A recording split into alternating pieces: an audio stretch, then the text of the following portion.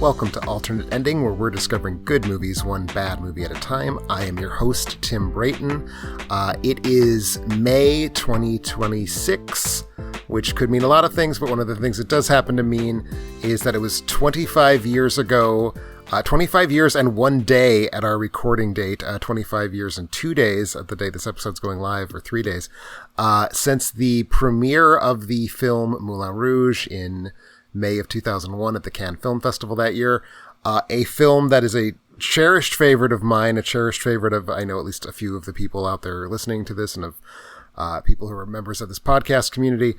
So we thought it would be a fun little adventure to do a 25th anniversary retrospective of Moulin Rouge, talk about the film, talk about its place in the development of the movie musical then and now. And I'm joined in this conversation by fellow fan of the film, Zev Burrows. How are you doing today, Zev? I'm excited to talk about all things Moulin Rouge, so thank you for having me. Yeah, thank you for suggesting this. This was Zev's idea for an episode, and as soon as he pitched it, I was like, oh shit, yes, that is exactly perfect. Especially because, again, the episode is going live almost exactly on the 25th anniversary of the movie's premiere, which makes me feel real old. Sorry. No, it's okay. Moulin Rouge, I'm sure talk about this. Moulin Rouge was like my first movie that I saw in college that I was like, I am going to be invested in the evolution of this art form now that I'm a film student. And so it's a very college movie to me. So now my college movies are 25 years ago. And that's lovely because time marches on.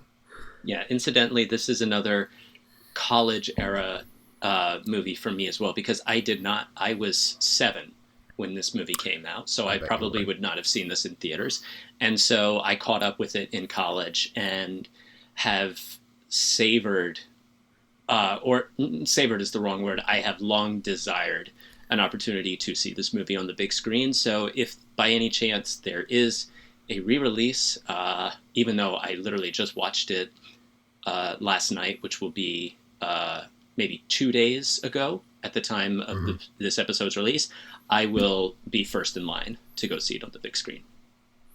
Yeah, I vividly remember the big screen experience of watching this movie. It's great. Obviously, you need to see it with a crowd that's ready for it, which in 2001 was maybe tricky, but in 2026, I think anybody who selects to see Moulin Rouge is going to know what they're getting in for. So probably a somewhat more safe experience than the one I had at the time. Oh, for sure. But and I actually also rewatched this not that long ago, and I totally would rewatch it ASAP as well. If it made itself available. I would be hard pressed now. I think as time goes on, like I may it's certainly very high in my favorite movies list. It's probably somewhere in my top 50. I think last night's, or a couple of nights ago's viewing came as closer than before to ever entering the top 20 or maybe even top 10.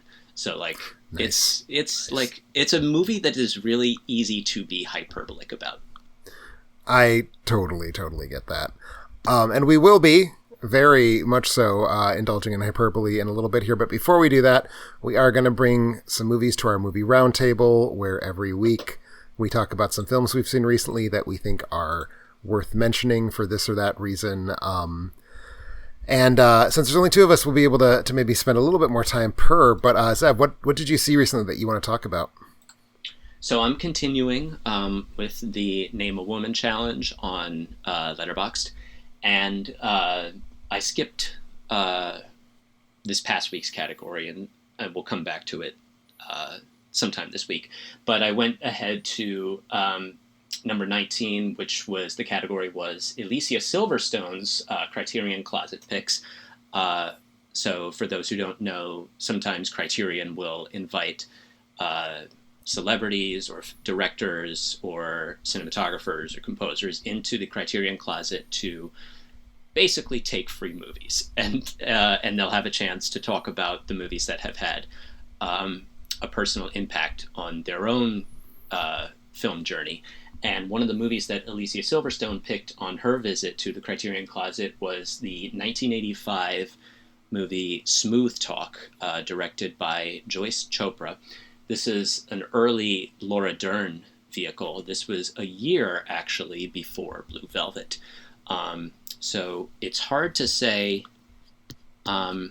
It's hard to say if David Lynch saw this and wanted her specifically because of this movie, but I wouldn't be surprised if that's the case either way. It's a coming of age, also kind of horror movie about a girl during her freshman, or right in the summer between her freshman and sophomore year of high school, going through sort of a teenage rebellious phase,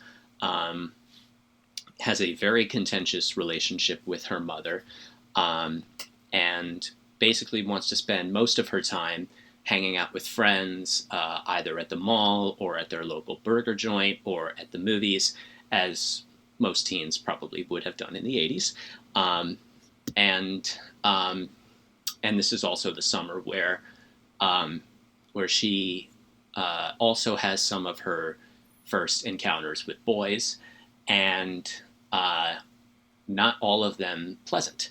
And the centerpiece of the second half of the movie is what happens when she, by chance, in the middle of the movie, she, spoiler territory, so this is getting a little bit into spoilers, but she is noticed by an older man played by Treat Williams, and he quite literally stalks her at one point when her parents are away, and there is a very, very just I don't want to say gruesome, but a very discomforting conversation that the two of them have. And what is not explored in a lot of teen movies, especially teen movies from the 1980s, is portraying very, very unapologetically this predatory nature of basically washed up men who prey on teenagers. And it is, I won't say what happens, but Chopra never lets us off the hook when we are watching this. So it is a very timely movie, and a movie that I think a lot of people probably slept on in 1985, same year as The Breakfast Club. And this is so much better and so much more rewarding than The Breakfast Club, but I don't think that's a good comparison. But I just, maybe because they're both movies involving teenagers. But it is currently streaming on the Criterion Channel, so if you have a subscription and you don't already, and you haven't already seen it, I would very much recommend it. Laura Dern, very, very good performance in this.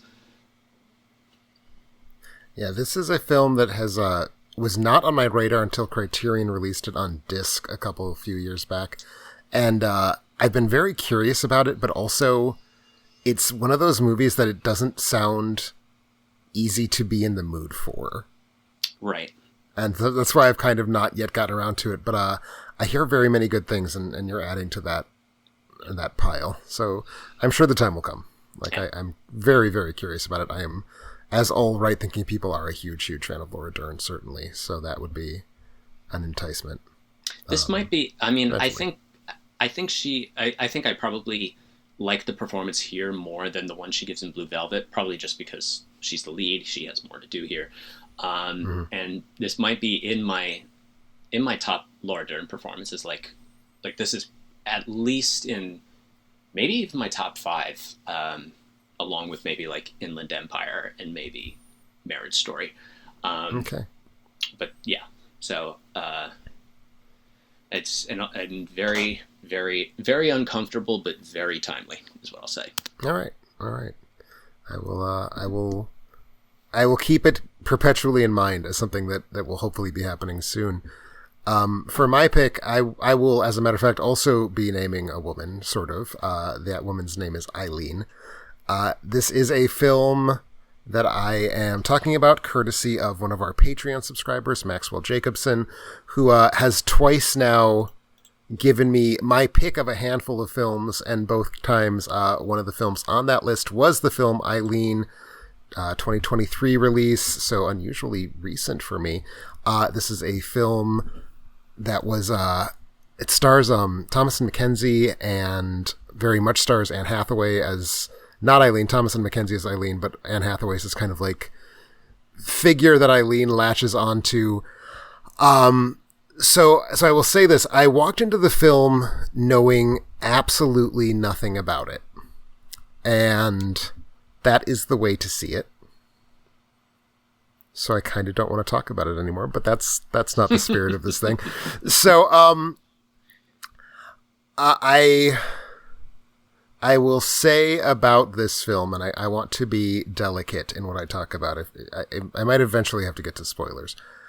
It is a film that tells you it's going to be something. And I think the thing it's telling you it's going to be is Carol. It is a film that I think very much comes out in part because of the space that Carol has opened. It's set in the 1960s in Massachusetts. It is about this young woman, Eileen, who works as a secretary at a all-boy juvenile detention facility. And she's someone who has a very compressed life that she kind of acts against through very vivid fantasies, both sexual and violent in nature. And the film does not really tell us when we're drifting into a fantasy. It tells us when we shift back out. So like we'll see her just kind of going about her day, and then she meets up with a guard at work, a handsome guy, and they start having sex, like really vigorous, violent sex. And then it cuts to just show her like kind of feeling herself as she's fantasizing about this. And she also has fantasies about like escaping from or killing her father and herself. She lives with her father, who is an alcoholic widower. And it's very, very clear that their relationship is quite bad. And he is certainly at least verbally abusive, and the film kind of teases with is he in other ways physically abusive. But so she's having this really just totally impossible life. And then a new person joins the staff of this facility, this juvenile detention facility, a psychologist named Rebecca, played by Anne Hathaway. And Eileen like instantaneously just gravitates towards Rebecca, finds her very interesting, finds her very beautiful, finds her very sexually alluring, and they start flirting, and it becomes kind of clear that Rebecca is at least willing to let her flirt. And there's the scene where they go out to a bar, and they kind of dance with each other in defiance of all these men who are also trying to hit on Anne Hathaway's character. So there's a long stretch of the movie where it feels like that's the thing it's going to be. And here's where I will start to dance around talking about the movie a little bit. That is a pretext for what it actually is. And it shifts at about the 65-minute mark is where it says, okay, this was all getting you to this point. And now we're actually going to instead be exploring Eileen's psychology this way, in a very, very different register. And the film has kind of set us up for that a little bit. It becomes a thriller rather than a romantic drama, is what I would say. And it's the score has been telling us all along that we're actually here to watch a thriller. But the rest of the movie doesn't seem to be paying attention to the score, so you can kind of ignore it. That's a score by Richard Rhee Perry, who's a member of Arcade Fire. Really incredible musical score, I would say. But so the film has kind of been leaving in plain sight that it's going to be a thriller before it becomes a thriller. And then it becomes one. And then it suddenly just requires a whole lot of different expectations. And I will say about the film, I think that first 65-ish minutes It is a very well executed version of something that's only kind of interesting. And the remaining half hour, it's a quite short movie, it's only 98 minutes long, is very interesting, but I don't know if the execution quite worked for me in that last third of the movie. So it's kind of difficult to like have a response to it, because on the one hand, it's like, it's really exciting what it's doing, especially having absolutely no clue before I sat down to watch it what anything was going to be about. I didn't know that the setting was the 60s. I didn't know that it was going to be a lesbian love drama. I didn't know it was going to be what it ends up being, certainly. So I was kind of on the hook the whole time, but it also feels like the movie is so invested in that 65-minute mark when it kind of twists everything and tells us that the movie we thought we were watching is not the movie we thought we were watching. I don't know that it had a plan, really, for what it wanted to do after it sufficiently blew our minds. Because it gets kind of very shabbily paced, I would say, and spends a lot of time on this monologue that is very well performed, but it doesn't seem to really be doing a lot other than just giving the actor in question, who I will say is neither Anne Hathaway nor Thomasin McKenzie. It gives that actor a chance to like really go to places, but I don't know that it's dramatically productive to go to those places. So like it's both interesting and frustrating a little bit that the film becomes so kind of surprising, because once it's played a surprise on us, it feels like I don't necessarily have a lot to hold on to. That first hour is really remarkable, as a Carol knockoff, mostly because of Anne Hathaway. I think Thomasin McKenzie is fine. I think that she is not always comfortable with her Massachusetts accent. I think Anne Hathaway is giving just a tremendously good performance. I'm always a fan of Anne Hathaway. But so when she comes in as this like life-giving force in Eileen's life, but this kind of obviously dangerous and unpredictable life-giving force, I think that Hathaway's doing just an amazing job embodying that. I was really excited. It becomes very easy, I think, to be attracted to Hathaway's character the same way that Mackenzie's character is. And that's also part of the thing that I don't love about the last third is Hathaway's character gets much less to do, shall we say. But there's an opening chunk where I think it's just really, really amazing to watch those two characters interplay. And just in this like overall context, it's I think a really well built film. As I said, the score is really great, kind of lots of weird dissonances that I think do a lot to drive it forward, and really incredible cinematography by Ari Wegner, who also shot Lady Macbeth for the same director, William Oldroyd, which I haven't seen, but she also shot The Power of the Dog, which I think is one of the great acts of cinematography of the 2020s. And she's really right on the edge with this film. Very, very dark, routinely like looking at being too dark, but always manages to pull it back like at key points and scenes. So really interestingly shot. No, glad I saw it, thrown by it, very thrown by it. It's going to be one that I think I need to kind of circle around, maybe even rewatch to really, really pin down what my response was. But I'd say my response at this moment is, I liked seeing it. I wish that it had ended a little bit more confidently. But you've seen this film, yes, Sev? I have, and almost 2 years ago now that I saw it. But you're saying, and I do want to go back and revisit this because my first impression was to compare it almost visually and almost as a whole to Last Night in Soho, which I don't think either one of us cared for on the whole. But what I remember from Last Night in Soho was just so candy colored and so visually flashing, and I was like, if you combine that with the script here and the characters here, you've got like one of my favorite movies of the decade.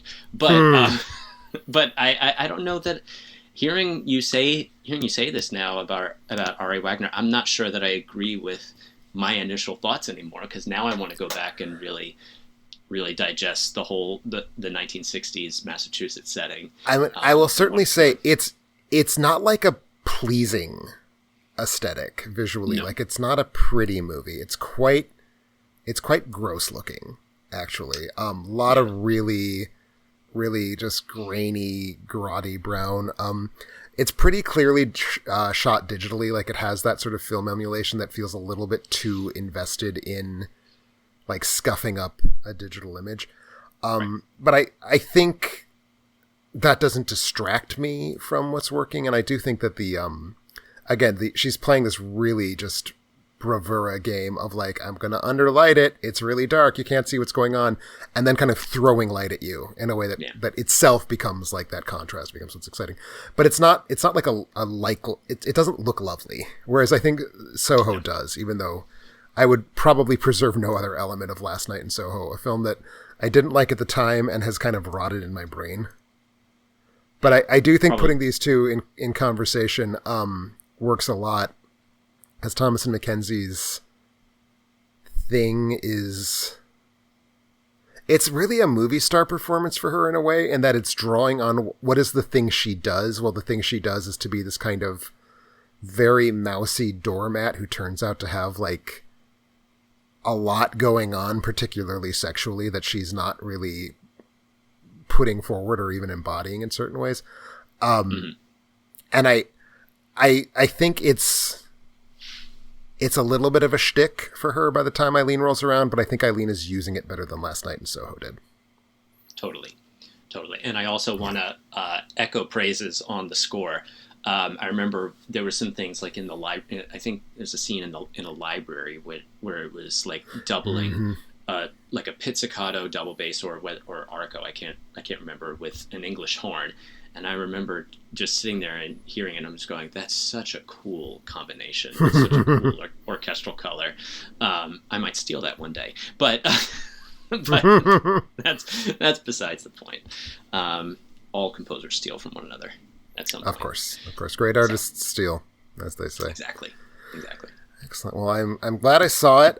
So thank you, Maxwell, for insisting on it, for bringing it back for a second try. And, because I don't know that I would have gotten to this one, honestly. It didn't seem like anyone I saw had, like, such particularly strong feelings that it would have stayed in my memory. And, my list of things to watch is generally skewed towards not the 2020s. So anything from the 2020s that I didn't get to when it was new, it's likely that I forgot about it. So thank you, Maxwell, for reminding me about this one. And, thank you again for supporting the show as well. And this is my opportunity to say, if you would also like to support the show like Maxwell, easy to do that. Just click over to our Patreon. At this point, we do have 2 open slots for the screenwriter tier, which is the tier that Maxwell and others are in, that allow you to select a movie for me to watch and talk about on the podcast. So if you would like to have me watch a film, talk about it later this year, this would be the opportunity that you've been looking for to hop on and do that. Also, this is a great opportunity to join at the screenwriter tier, as well as the director tier or the crewhead tier, which is our top 3. We are having a trivia night later in May. So if you want to join Brennan Klein and I for some movie-themed trivia on, I want to say, the 23rd of May, that's those top 3 tiers lets you do that. Lets you do other things such as vote in polls and read early access movie reviews, which I'm trying to get back in the habit of writing early access movie reviews. We have one on the site right now for the film Pulse from 2001. You can do all of that at the crewhead level and above. So if you're interested in playing trivia, or again, you're interested in having me talk about a movie on the podcast, this is a great time to do that. But I think that's probably a good opportunity for us to shift into talking about our 25-year-old birthday guest, Moulin Rouge, the 3rd feature film by Baz Luhrmann. Can't really call it the breakthrough film because William Shakespeare's Romeo plus Juliet had come out a few years earlier, but I feel like it's the one where Luhrmann kind of emerged as an artist we have to really take seriously. Maybe.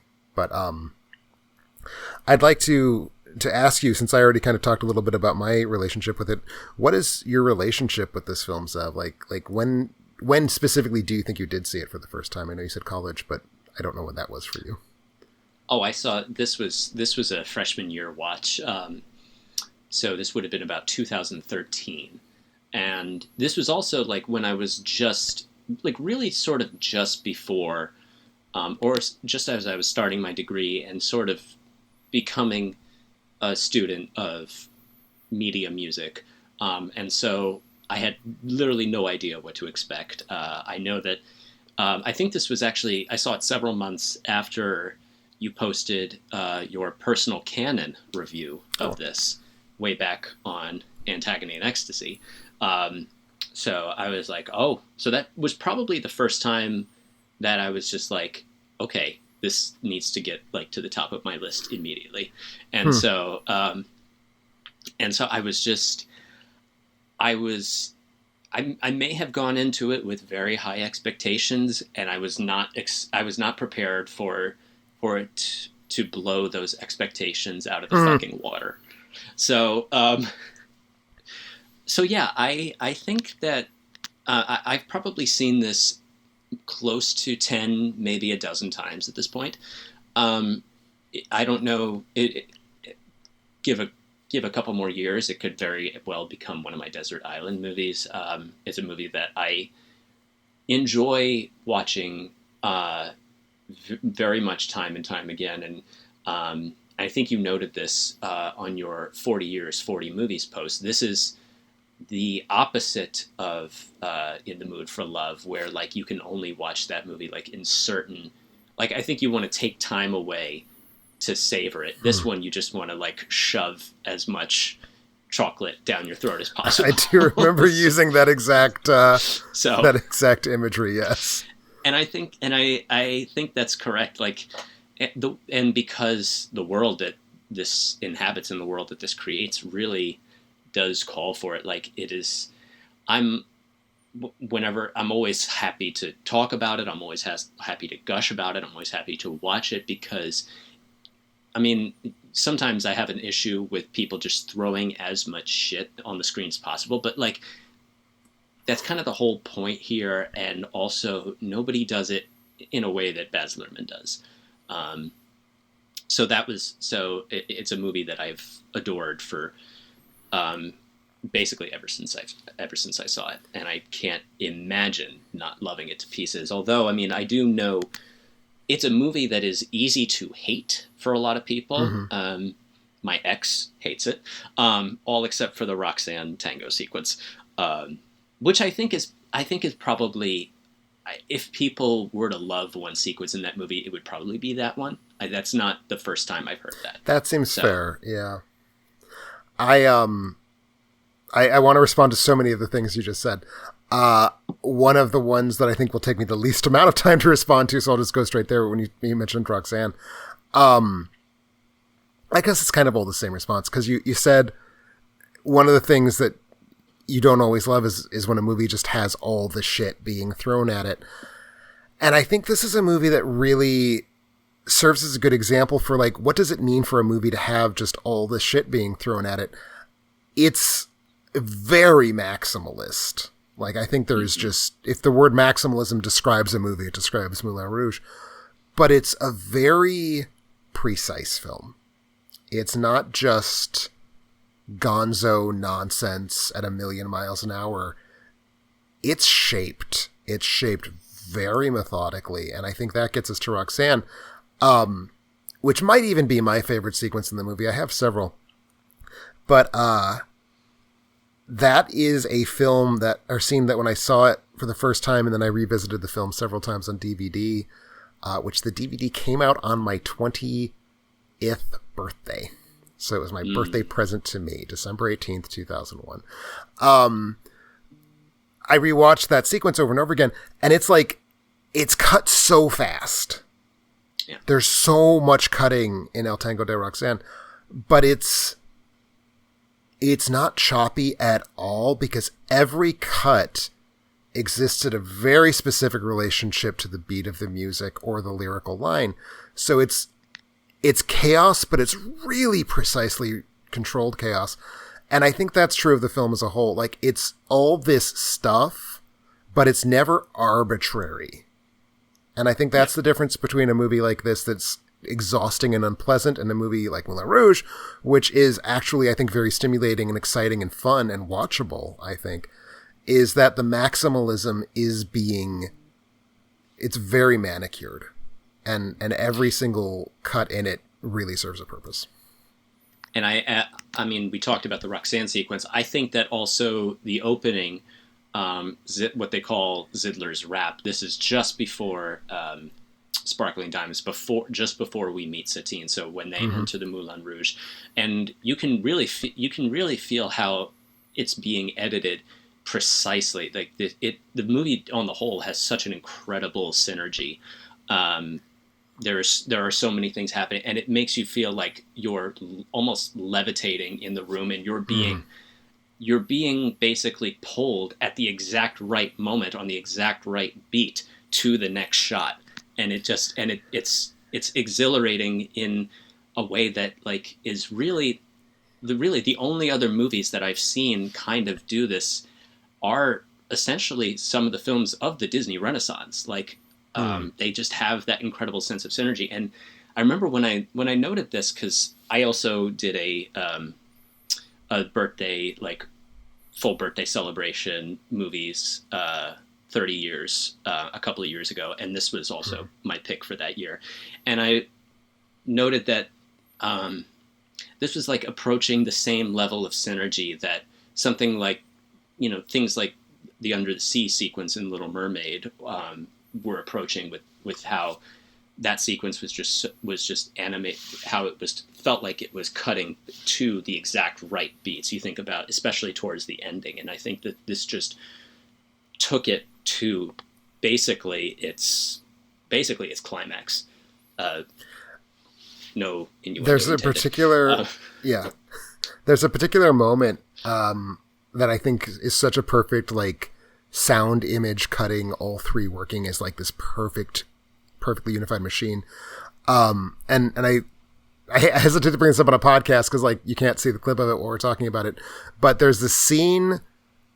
We've been kind of whisked into the Moulin Rouge, and Jim Broadbent does Zidler's rap, and there's this point where the music stops and Broadbent does this stage whisper of like, we can. And like the lights kind of turn blue, and I don't know if it's slow-mo or if they just changed the shutter angle, but the image kind of gets this like weird floaty movement in an aquarium kind of vibe where it's like, it's not that it's slowed down, but that it kind of begins like dragging on itself a little bit. And I think there might be a little bit of double exposure going on. And it's such a perfect, the movie has just been like pressing on the gas for like 11 minutes straight since it started at this point. Yeah. And this beat feels like it's just giving you a chance to be like, just like, it's going to kind of slow down. He's going to stop the music. The image is going to kind of get in this like weird muddy space for just a couple seconds, but you get just enough time to kind of recalibrate. Which is the other great thing about this opening sequence is it's unrelenting, but it's not monotonously unrelenting. It's like every 30 seconds, it's a different kind of unrelenting. Right. So you can't get bored with it, I don't think.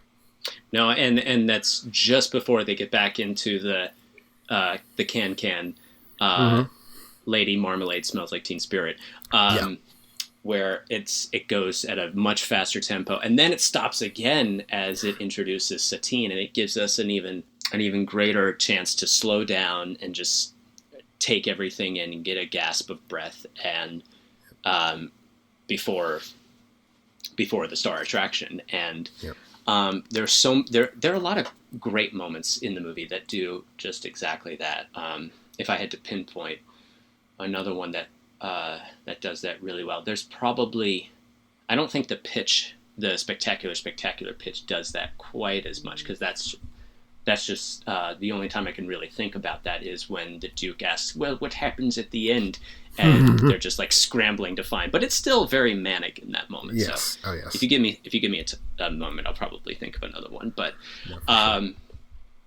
but yeah, for me, like I was just, and also like during Like a Virgin sequence, I was like, this is like at a synergy level, and knowing how the music is working on a level that like that for me, live action musicals didn't approach before and really haven't really approached since. Like, I think Baz just raised the bar just so incredibly high in some of these music sequences that I haven't been as pleased by a musical since. You know, I want to say, I know that one of the things that is something that makes people grumpy with my opinions is that I don't like the film version of Chicago.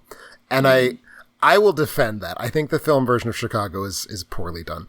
But a big part of the problem is when I saw it in 2002, Moulin Rouge was still pretty young at that point. It was about 16, 17 months old when I saw Chicago. And a movie musical having such pedestrian, rhythmically slack editing as that movie has just made me infuriated because it was like the first major musical post Moulin Rouge, and the trailer was cut clearly to like make you feel like it was going to have some Moulin Rouge energy, and then you see the movie and it's like, no, this is just cutting. And I've never quite gotten over that response to it. I do think the movie is not very good, but that's neither here nor there for this moment. I'm not a big fan of it either, but yeah. That's a story I also, time. Yeah, before we leave the opening sequence, one of the things I love about it, I know it comes up a lot on Your Movie Rocks, our podcast hosted by Mandy Albert, where she's very taken with my thesis that movies teach you how to watch them, mm-hmm. which isn't just mine. I mean, I've seen other people make that claim. Like, it's a kind of commonplace. Movies give you the toolkit for how to unpack that specific movie. And I will say, though, for me, Moulin Rouge is the film where I realized that movies do that, because that opening stretch, basically everything from the curtain sequence at the beginning up till the start of Diamonds Are a Girl's Best Friend, because I think you've nailed it. Like, the film really slows down. It goes from doing like 80 things to doing one thing, and the one thing is being a musical number for Nicole Kidman. Yeah. But that whole stretch, that is the most chaotic and fast cut and 6 different things all happening in the same second that the movie ever gets to. And I think that's the movie making you prove that you're a good enough viewer to engage with it. Like, you need to get through that 12, 15-minute sequence. If you can do that, okay, here's the rest of the movie. You'll be set. But it's kind of a trial, I think. Like, it's making sure that you can keep up with the speed of editing. It's making sure that you can make those connections between here's the sound, here's the music, here's the cutting, here's the image, here's what the actors are doing, and that you can kind of balance all of these things every moment, which you'll never have to do to such extent again, but you really do have to do it at that start. And I think that's really what it is. It's just giving you a warm-up exercise to watch the rest of the movie. No, I think you're right. And I think the only sequences that really kind of put you at that test run again are probably the pitch, Spectacular, and the Tango Roxanne, because for the rest of the movie, it's certainly considerably more laid. I don't want to say laid back, but it's not operating at that level of maximalism that the 12 to 15 minute opening sequence is. But I don't think that's a bad thing at all. No. And I think you still get because it's almost like he trades that a little bit for these huge sweeping emotions. Like, this is why a movie like Moulin Rouge is why we go to the movies. A movie, it's why people make movies. We go to the movies to be so emotionally fulfilled. So, as the star of Moulin Rouge would later tell us, every time we go see a motion picture at an AMC, we come to this place to be moved. That is correct, and I will not take that away from our Lord and Savior Nicole Kidman. I am currently living in a metropolitan area that doesn't have any AMCs. Oh, and it's a bummer. Because I like having Nicole in her giant theater that she has apparently purchased every ticket to, so no one has to sit near her. Yeah. I like her telling me that movies matter. My because favorite. heartbreak feels good in a place like this, which is true of Moulin Rouge. It's true. My favorite part of that is when she says, "And we go somewhere we've never been before," and she takes us to Jurassic World, and I'm like, "No, we've been there. We've been there. we've really specifically been there." Yeah. But yeah. But no, I think that that you're touching on one of the things that in that, not just in the context of this movie as itself, but sort of this movie as an extension of Baz Luhrmann's project, that I always really admired and responded to, even when I didn't necessarily think the movies were quite at this level. His first three films, Strictly Ballroom, William Shakespeare's Romeo plus Juliet, and this, they form kind of a de facto trilogy, the Red Curtain trilogy, because there's like this red curtain prop that opens them, and we see it as like a stage in the middle of the film Romeo and Juliet. And all three of them are really about using a different medium than cinema as a way to shortcut to like big sweeping emotions. And I'd say that Strictly Ballroom is using dance, Romeo plus Juliet is using Shakespearean language, and Moulin Rouge is using pop music. But all three of them are like kind of activating this non-cinematic medium as a kind of like primordial emotional trigger, so that they're kind of more about the emotions we feel than the actual content we're seeing, which I think works really spectacularly well in all three of the films. And is also the only way I have into Romeo and Juliet, which is that it's not really about the play, it's about what the play means to us culturally. But I think Moulin Rouge does that even better in terms of like, it's using all of these pop songs, and like that's kind of how it was sold in 2001, was as a jukebox musical, which feels kind of insane to look back and be like, yeah, let's go into this movie and sing along to Lady Marmalade, because you can do that, obviously, based on the way that Lady Marmalade's been chopped and reassembled. But I do think there's something about having all of that contemporary pop music that does kind of lay the emotional landscape of the film naked in such a really great way. There's a lot of doubt that I want to respond to. First, I haven't seen Strictly Ballroom, nor have I seen Australia, and I think those two, and I guess the Elvis documentary that Epic is on Elvis streaming. Presley in concert. That's right. Those are the only ones of his movies that I have not seen. Coincidentally, I just went back a couple days ago, and just before I rewatched Moulin Rouge, I rewatched Romeo plus Juliet, which I hadn't seen since high school. I hated it when I was in high school because I had such a zeal for the Zeffirelli, and still kind of do. I mean, the Zeffirelli is one of the definitive adaptations of any Shakespeare play. For sure. And I was also in Romeo and Juliet at the time, so I was a high school sophomore. I was Benvolio.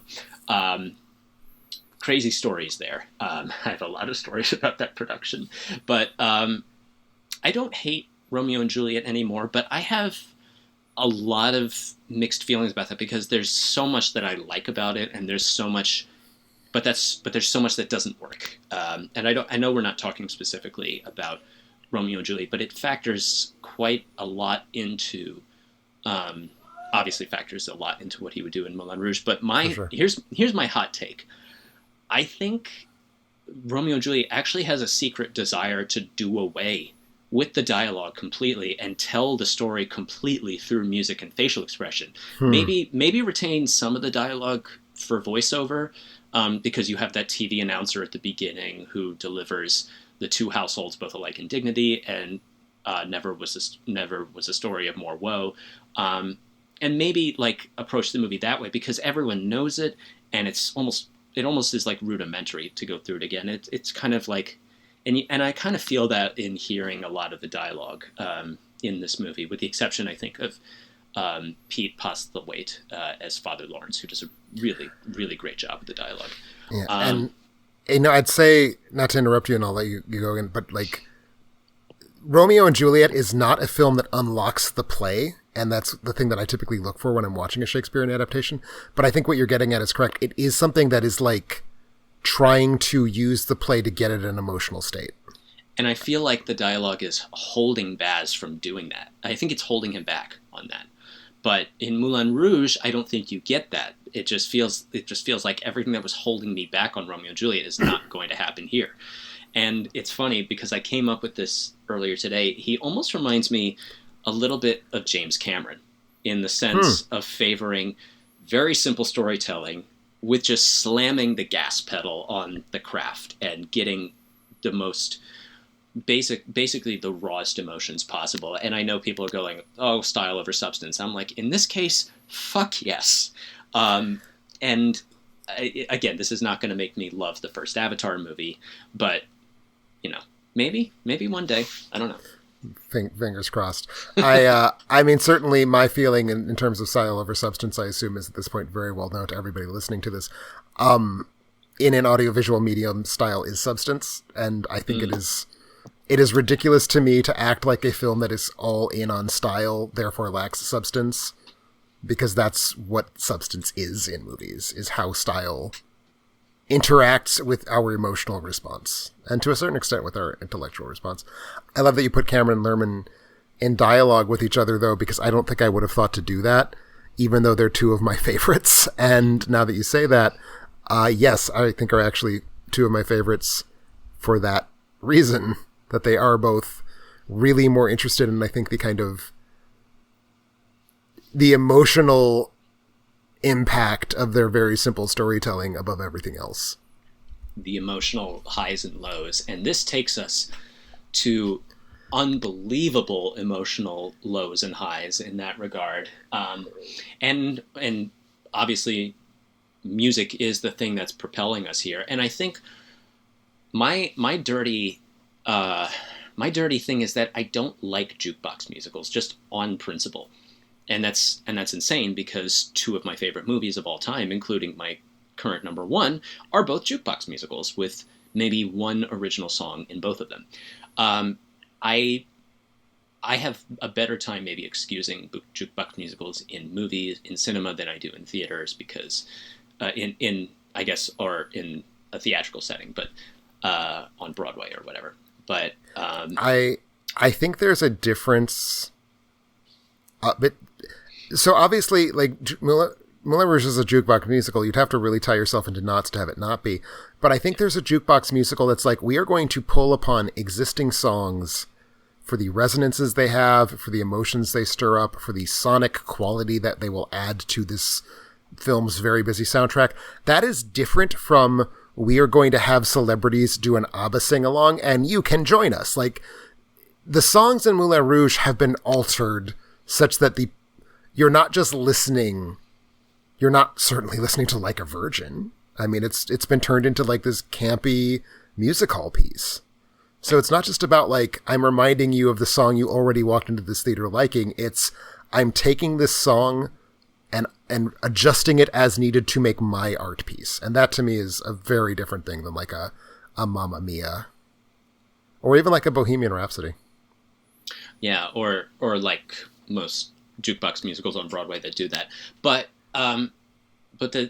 what gets, I think, me going is just, you're hearing these songs in such radically different ways that you would not have thought before. And credit to the music team led by Craig Armstrong, who also served as the film's composer. Because they take these sets of songs and say, how can we push all of them to their natural conclusions? How do we get the most out of them? How do we get the biggest arrangements? How do we get the loveliest arrangements as well in several cases? And I think, if it's the responsibility, if you're going to do it, you have to make it your own version, and that they do in practically every single one, from the Elton John Your Song, which my ex, by the way, actually really hated. I think it was probably I think it was probably the primary thing that made her hate that movie. But it's the primary reason you broke up with her. Well, that's a conversation for another time. Yeah, something similar happened when another girl I showed Hunchback 2 didn't like it. Boo. Yeah. But I think, here, again, going back to how can you take these songs and just reimagine, and also just, think about it as these songs, like, taking The Sound of Music, for example, in a period like the turn of the century, that would have been probably such a new thing to hear, as they are the children of the revolution, as they say, and they're writing about freedom, beauty, truth, and love, and what better song to do that with than the song that opens The Sound of Music. Sure. Yeah. We're kind of drifting into something I know we both wanted to talk about, so I'm just going to give it a little shove. This film's relationship to musicals as a genre, and we've largely been talking about its relationship to stage musicals, and I don't want to abandon that because I do have a specific thing I want to talk about. But certainly, I think we both wanted to talk about this film's relationship to the film musical. I kind of touched on that a little bit when I talked about Chicago. Prior to 2001, the musical is dead. The movie musical that's not about a Disney cartoon is not in good shape. And has it come back in the last 25 years? I mean, that's maybe hard to argue because we used to have like 40 of them a year and now we have like 2. But 2 is more than 0. But I kind of wanted your thoughts, because I know you wanted to talk about this, on what Moulin Rouge does to the film musical specifically. Well, obviously it invigorates it, but I think it pushes other musicals to try and do the same thing. And you bring up Chicago, but I mean, I also think we're also 12 years out nearly from another Rob Marshall musical, Into the Woods, which I loved when it was first released in 2014, and now I think about it and I go, oh my God, I loved that. Why? But maybe I don't want to turn this into. I don't want to make this an Into the Woods musical or Into the Woods podcast. I will say that I just was having a conversation like 3 days ago about Into the Woods. The movie is of value to me because it opened things up about the stage version that I hadn't really realized. One of the key things of which is that, boy, that musical has to exist on stage. Yeah. Like that musical assumes a live setting. It assumes an audience in the same room, and it certainly assumes an act break. Right. And I think, and thinking about more recent musicals and thinking about Baz Luhrmann as a director of musicals, because he's not really a director of musicals necessarily. He is somebody that has made a very spectacular musical, this gargantuan sensual ravishment. But but one of the only musicals that really seems to have this kind of energy in live action of recent years is actually West Side Story. And I have my own issues. I have my own issues with Steven Spielberg's West Side Story. But you look at some of the ways that he brings life to America, or many of the other song sequences. Cool is another great example. It feels like we ought to have more like great directors making these musicals and really and sort of bringing that sense of genre to the movie musical, because I think a lot of people who direct musicals are mostly just like they're probably better off making the musical on the stage rather than on film. I think some of them, yeah. No, go ahead. I think some of them were probably. I think some of these movie musical directors are probably far and away too influenced by the old Hollywood musicals of the past, and occasionally you get somebody like Damien Chazelle who draws from the Jacques Demy musicals of the 60s and 70s. But I was going to make a joke about Damien Chazelle, who is famously not influenced by old Hollywood. But I think having more I guess great directors, quote unquote, make these, or just directors who are known to be sort of auteurs in that sense, make more musicals. I think sometimes I wonder why that doesn't happen, and I would just wonder if You know, sometimes they feel like musicals are, out of their style or beneath them in a certain sense. I mean, we know that Spielberg wanted to make a musical for like literally decades before he finally was able to make West Side Story. And my feeling is both that I think Steven Spielberg making a musical works, and he proved it worked, and I do actually wish that the musical he made was not West Side Story. I think that the story is not a good fit for his interests. He just wanted to make, by God, any musical they'd let him make, and that was the one they'd let him make. Well, actually, I think he's on the record for saying that's his all-time favorite musical, and that he's wanted to do it ever since. I believe him, but I just don't think he did a very good job of it. I have issues with that movie. I do. But the thing that drives me batty is we are living in an age right now where we have two directors who are like the go-to musical director guys, and they're Rob Marshall and John M. Chu. And I think they're both, like, conspicuously bad at it. Yeah. Like, I get the impression that Chu at least likes the movies he's making. And I mean, I'm sure Rob Marshall likes musicals. He directs musicals like somebody who fucking hates them. I remember that from your 2023 Little Mermaid review. Oh, the Little Mermaid, yeah. I go back to Chicago, where it's like, he comes up with this absurd mechanism to make all of the musical numbers fantasy sequences, which does not work. And nothing he's made since then tells me that he has a sense for how rhythm works in cinema, which is important if you're making a musical. But no, those two, and then Bill Condon has done at least a couple. I don't think he's quite as bad at it as either of them, but he's also only done just a couple, and he also did Beauty and the Beast, which is a fucking disaster of untold proportions. So, like, where are the people who understand the edit and who understand camera movement? Where are they right now making movie musicals? Again, we had Spielberg once, and that's like it. Mm-hmm. So, I don't know. If you could pick someone, though, to make a good movie musical who hasn't, who would you pick? That's a really good question. I think, has Spike Lee made a musical? I mean, Malcolm X has musical numbers. Yes. And he did do the pro shoot of Spring Awakening, I believe. Okay. And also American Utopia. That's right. But I mean, I think he would have a blast doing musicals. I would be interested in that. I'm going to stick with Australian maximalists, and I'm going to say George Miller.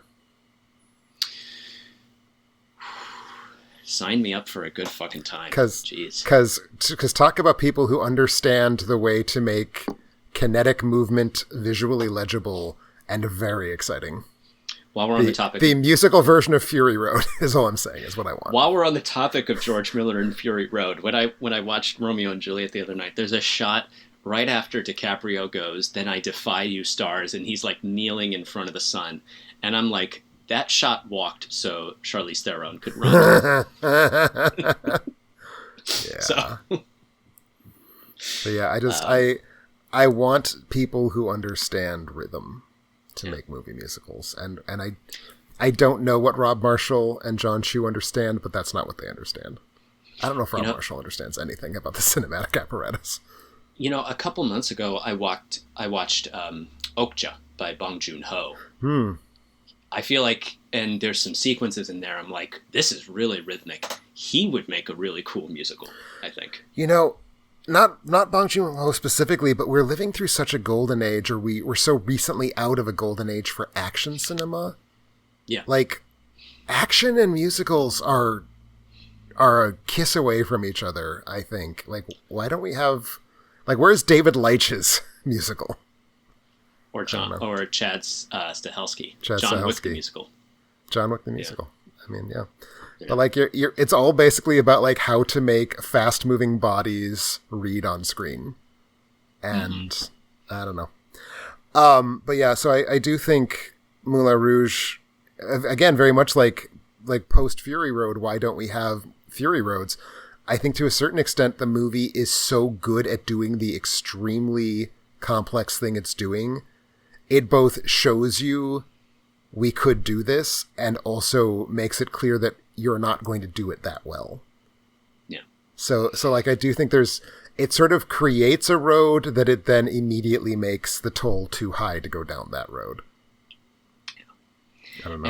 And when the movie pulls back and gives us some of those quieter moments, like I was thinking back last night, I was watching as One Day I'll Fly Away begins. And I pinpointed, I could see it in Nicole Kidman's eyes, like that's the moment she falls in love with him, and I'm like, this is approaching part of your world for me. Like I'm getting as emotional over this as part of your world. But also, there's a moment towards the end where Zidler has his confrontation with Satine, and he says, "Hurt him to save him," and he's shot. There's one side of his face is shot with blue light, and the other shot with red light. I'm just like, he knows that. This a part of him is like, this is the right thing to do, and the other part is like, this is fucking killing me because I have to say this to a woman who has fallen in love, and I'm so happy for her, but at the same time the show must go on. I was just like, this is the most gut-wrenching movie. My recent viewing, which was a Valentine's themed viewing, so it was back in February, my recent viewing really brought my attention to how much Zidler is a destructive character and in some ways an antagonistic character, even though he is sympathetic, even though he's warm-hearted, and even though Broadbent is playing him, I think, is a very lovable figure. But the degree to which he is responsible for moving the story in the direction of Satine, spoiler alert, for something that the movie tells you what's happening in its first 2 minutes. That he's pushing the movie towards Satine's death as much as any other character is. And I think that's a really interesting tension, and I think Broadbent is very, very good at working with that he's such a lovable figure, but he's also fundamentally harmful to the characters. Yeah. Won the BAFTA for this role, but won the Oscar for another performance. I feel like he won the Oscar for Iris because they were embarrassed to give it to him for Moulin Rouge to a certain extent. He's good in Iris. He's clearly better in this. I haven't seen Iris, so I know I need to. Iris it's a biopic of a poet. Like, it's fine. It somehow managed to win 2 Oscars, I think, right? Did it win 2, or was he the only one who won? I have the Oscars right in front of me. The Wikipedia maybe it was just that it got multiple nominations. It won 3. Dear Lord. Oscars. It won. No, that was how many nominations it got. Films with multiple nominations.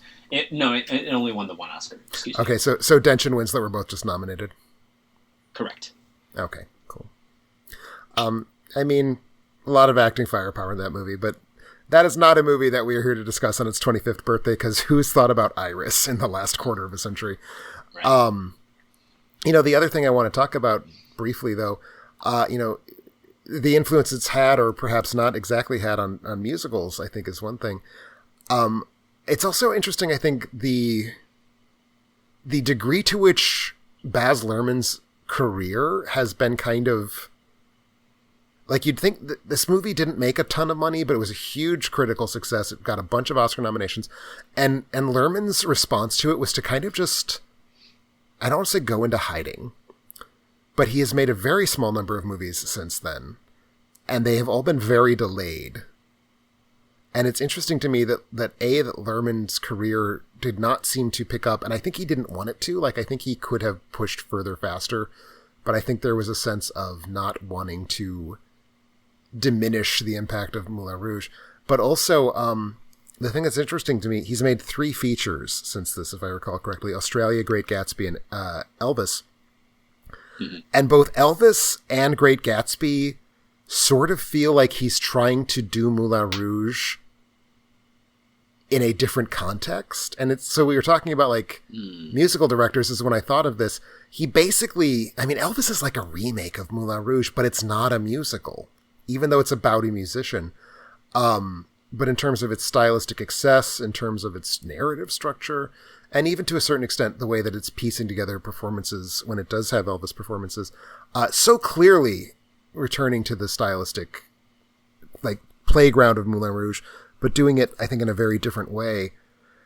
And I kind of like that he's been so sparing about using his projects, but I also feel like it's weird that he's kind of living in that shadow a little bit. Maybe I'm bullshitting. I don't know. What do you think? I think that's probably on point. We do know that his father died during the making of Moulin Rouge, and the movie is dedicated to his father. Mm-hmm. And part of me feels that his father's death probably forced him to go to bigger emotional heights than he had gone previously. Again, I haven't seen Strictly Ballroom, but then he had gone in Romeo and Juliet, and I think, I mean, as you say, critics were a big fan of it, received 8 Oscar nominations, but the fact that this wasn't as big of a hit at the box office, it was also right around the time when Shrek came out, so Shrek destroyed this at the box office. But that might be a reason. Again, I don't know exactly. I was 7 in 2001. So, and I think, yeah, I wonder if I wonder if this underperformance, quote unquote, had the impact on him that maybe I'm thinking it did. I'm not 100% sure on that though. But, I mean, I would see any new film that he does. I'm first in line to see it. Even if I don't care for it on the whole, like I have my issues with Great Gatsby, but I think Gatsby is his weakest film. And there's still parts of it that I like. I don't know if it knows what it wants to be. That's fair. And also, I would point out that neither one of us would be first in line to see his new film because we both sat out his Elvis IMAX documentary. Yeah. From earlier this year, but you know, maybe I'll catch up. I feel like the genre of filmmakers pilfering through stock footage to make a documentary is different than filmmakers making movies. You know, I worked up the courage to sit through Ethan Cohen's Jerry Lee Lewis documentary. I was just thinking about that earlier today. I know. I didn't have fun. So if I can sit through that, I could probably sit through Lerman's Elvis one. So yeah. I probably owe it to Baz. I was just reflecting on how I still haven't seen Honey Don't. And I should. But I don't wish to. We can talk about Honey Don't at another time. I don't care to talk about it right now. That's fair. And I like Driveway Dolls. I do like that movie. I liked it a lot. And then Honey Don't got like just completely across the board type reviews. And it's like, okay, maybe I should just cut my losses. I don't know. This is not an Ethan Cohen podcast, thank God, because it would be much more depressing if it were. The other thing I wanted to talk about, though, and this is kind of the last thing I want to make sure we touch on, Moulin Rouge is drawing on so much, including theater, obviously, both in its plot and in some ways sort of the way it's thinking about the way that dance works. And then Moulin Rouge got turned into a Broadway show. Mm-hmm. And I'm curious if you know anything about the show other than its existence, because I really don't. I do know that some of the songs stay in. I think that some of the main ones stay in, I think. But I think a lot of songs were cut out and basically updated for... Because I think Firework is a big one. The Katy Perry song is a big fixture in the musical. So it feels like they replaced a lot of the songs that were probably very new and relevant in 2001 to ones that would more fit the 2010s and probably the late 2010s. I haven't seen the musical, and I've resisted seeing the musical for a long time, but I have friends and colleagues in the industry who have said very good things about it, and so that has piqued my interest a little bit. I still have not listened to the cast recording. I normally don't like listening to cast recordings before I see the show, which says a lot about why I don't listen to a lot of cast recordings. But so, but I think I don't know that I would love it quite as much as I love the movie, but I hope to be wrong. I could be wrong, but I'm not. My hopes are not quite as high, and I don't want to go in with super high expectations. Even though I did go in to the movie initially with high expectations, I'm not expecting to be as blown out of the fucking water. But I could be wrong. See, to me, what's confusing about the stage version, I mean, it's not confusing because obviously the motivation is not art, the motivation is money. But the movie is such a remarkable late postmodern object of we're like taking all of these elements of pop culture. We're taking pop songs and we're taking movies and movie musicals and the stardom of Nicole Kidman and this and that. And we're just kind of running them all through this prism, and we're getting this object out of it, and that object is Moulin Rouge. And it's such a like strange mixture that goes into it, and it's astonishing that it works as well as it does, and it works as well as it does in a specifically, and I think necessarily, cinematic context. Because, like, again, what is happening in the image, what is happening in the editing, are not just like fun to look at. They're a crucial part of the sense-making apparatus of Moulin Rouge, I think. And to take this very postmodern object and then to add another post. So it's now a post-modern theatrical piece that's taking this like slurry of pop culture and then twisting it through one more prism to put it on stage. And I just can't conceive of what it is on stage. And I'm not saying that I assume it's bad, because I truly mean I can't imagine it. So I find the whole concept of it odd. I don't know. Maybe I'm just being small-minded.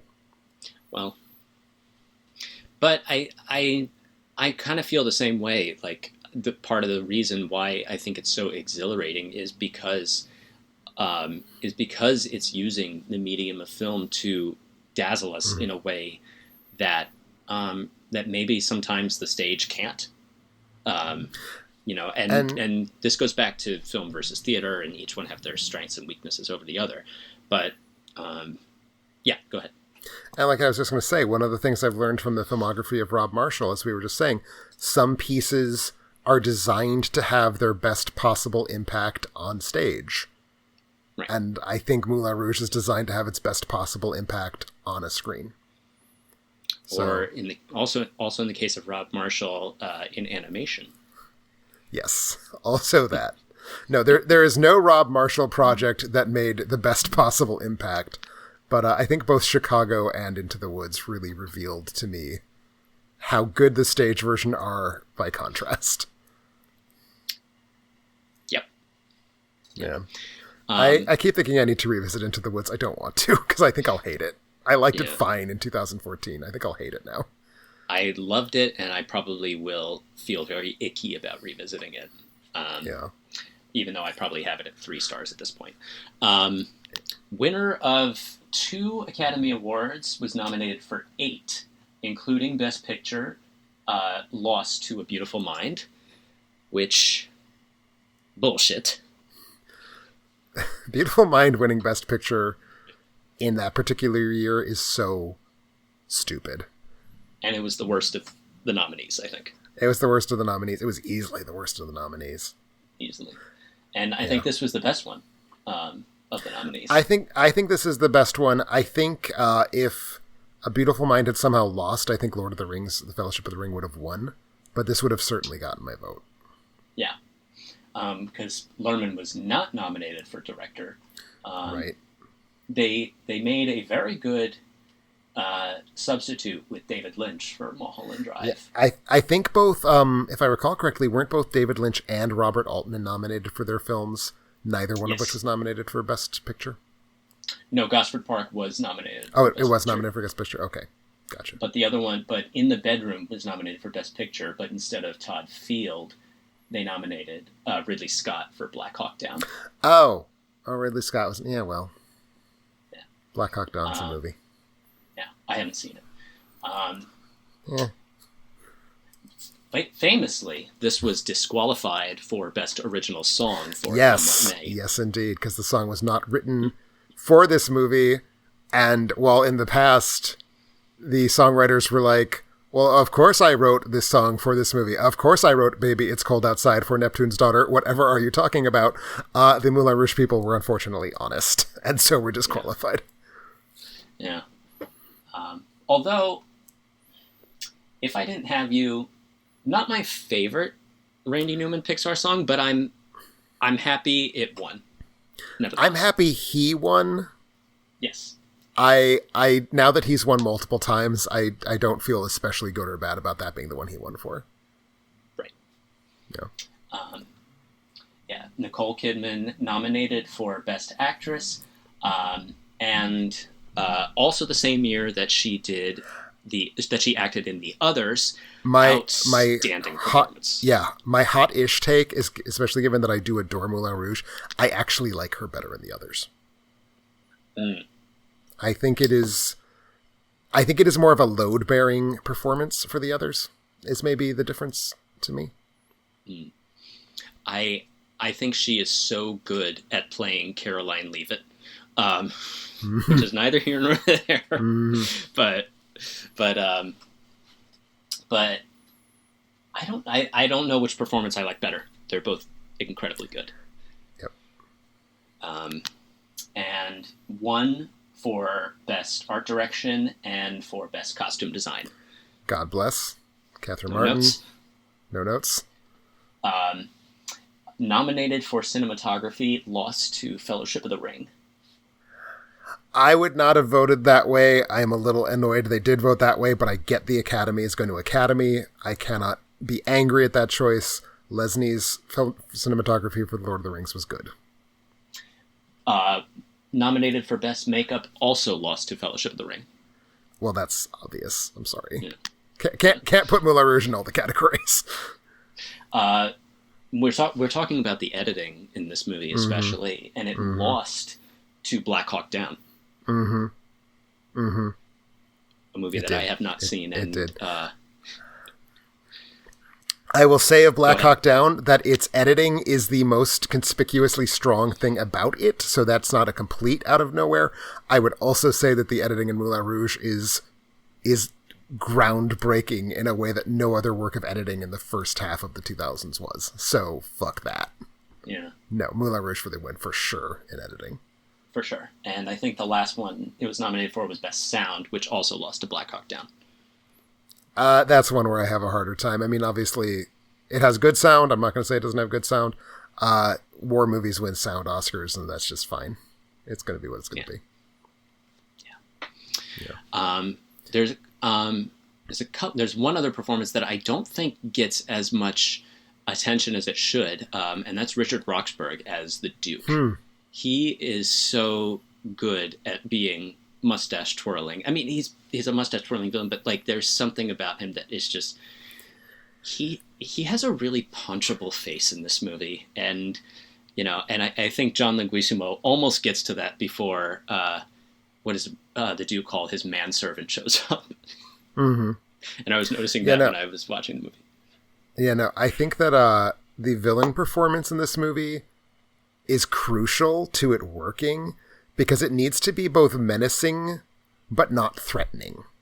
Because, like, if we actually take the catalog of what the Duke does in this film, it's so reprehensible that it becomes hard to view the movie as fun if we think about it too hard. So he's got to thread this needle where he's completely awful and hateable, but in a totally cartoon register.